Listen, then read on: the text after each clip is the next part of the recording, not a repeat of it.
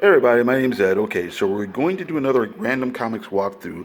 This is going to be an anthology comic called Gates of Eden. There were supposed to be two issues, but only one came out. This is from 1982, and it's an interesting mix of like mainstream and underground comic book artists. Okay, so it's basically an anthology comic. All the stories are kind of set in the 60s or about the 60s in one way or another. Here is a caricature of Richard Nixon drawn by John Byrne, of all people. Table of contents here, all right. Okay, here's a story about Altamont. This was by Steve Viola, and I'm not sure if this is. It's told in the first person, so I'm not 100% certain if it's an actual true story or if it's just told through the first person. But it's a first person account of this Rolling Stones concert from '69, I believe, where a guy got stabbed by a member of the Hells Angels. The Hells Angels were supposedly providing security, and yeah, and things just went from bad to worse as the night went on and on. Here's a drawing of was this David Crosby?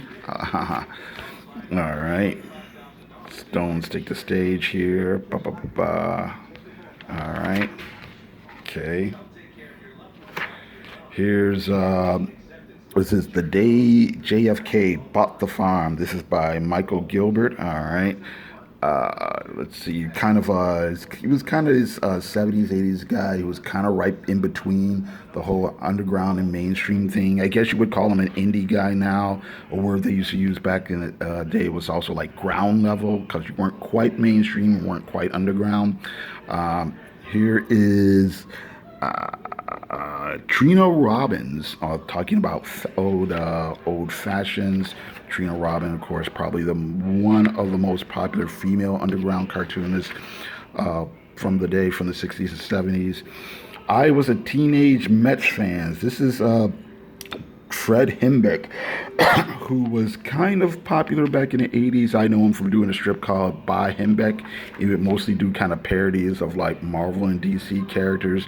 This is him growing up in the 60s and just being a sports fan. And people give him a hard time because the Mets weren't really a great team at the time. All right. Okay.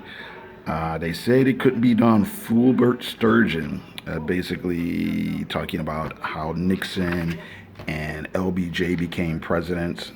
All right, more of a satire.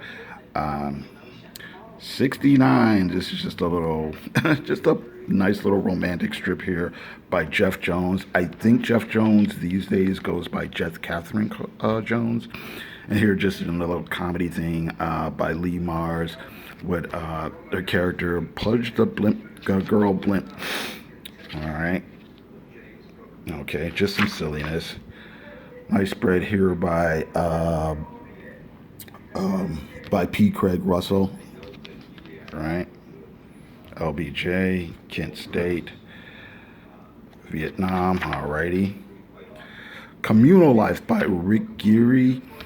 Rick Geary did a lot of stuff all over the place. I know he did his own indie comics. He did a lot of stuff that showed up in heavy metal. The story's about a guy who's a college student who ends up living in a commune or something. All right. And ba ba ba ba. Kim Deesh. I think Kim Deesh was either married or partnered with Trina Robbins at one point. But here he's just talking about being a kid back in the early 60s and about how him and his friend tried to do a little Godzilla monster type movie. So it's just a kind of a cute little nostalgia thing. Chicago '68. This is about the DNC where the cops beat up some hippies. Spain Rodriguez. Spain Rodriguez is known for doing a lot of autobiographical comics, stuff about him being a biker gang. He's also created Trash Man, which was kind of popular back in the day, among a certain crowd. All right. The police are not here to create disorder. They're here to preserve disorder, as Mayor Daley right there. Alrighty. Okay. Now, this person I'm not familiar with. Sharon Khan Radal. It's basically a story about a person who ends up getting pregnant, and back in those days, it wasn't really that easy to go out and get an abortion or whatever, and it was kind of you had to go out of state or go achieve that treatment or procedure through kind of underground methods, for lack of a better term. Here's more Fulbert Sturgeon, Dr. Feelgood.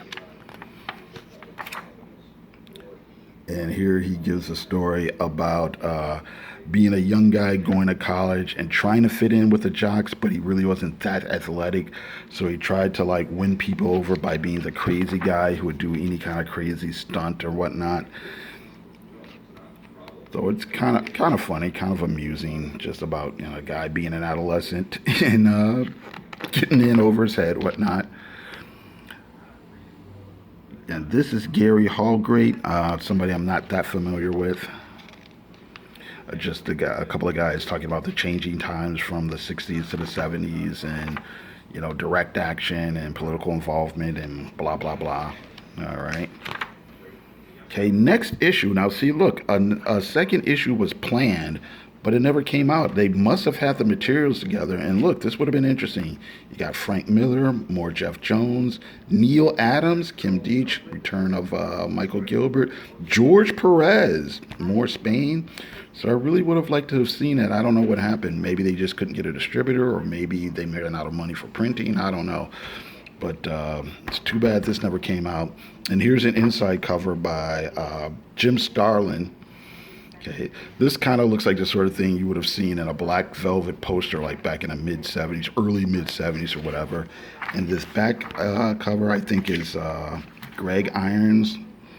This guy did a lot of posters for like rock bands back in the 60s and 70s. So, okay, so that's it. Thank you very much for watching. I do appreciate it. You guys have a great